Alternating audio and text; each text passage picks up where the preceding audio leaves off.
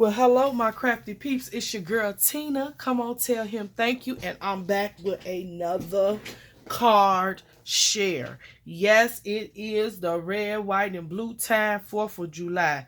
You all remember this card? Tell him thank you. Yes, this card was inspired by Don H. Creates. She created this card for a dare, and I fell in love, came in my craft room, and created the same card. So later on that day, I was still inspired by the techniques, and I had the materials out, so I created a second card using, let's see, using my Jane Davenport watercolors. Love these watercolors. Let me just open it to show you the richness. Love it. So I decided to create a second card. And on this one, I used a lighter blue. This is a navy blue. This is a lighter blue.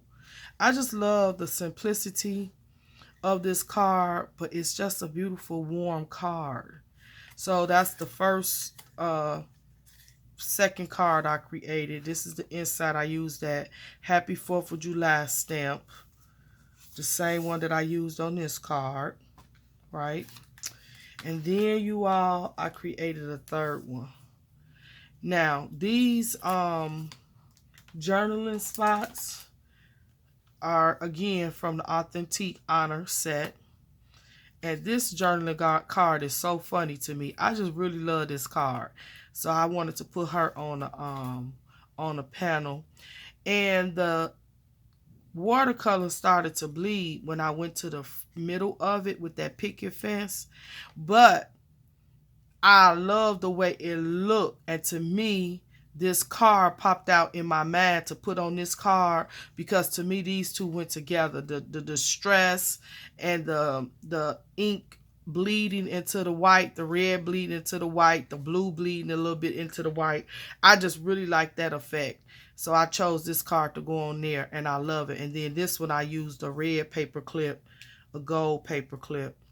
I just love the technique. These cards were so much fun to use.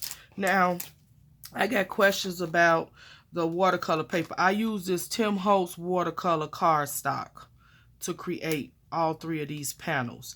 I love this cardstock. And let me say this about this cardstock.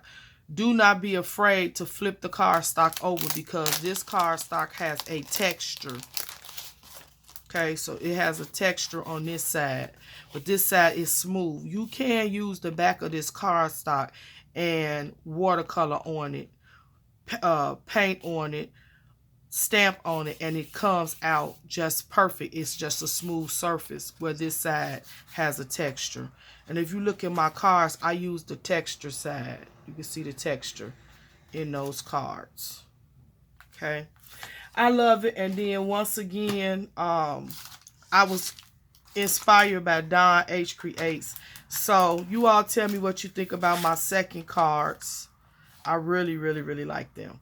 All right, leave me a comment. Can I get some thumbs up? Please show me some love. Till next time, y'all stay blessed, wash them hands, and keep creating.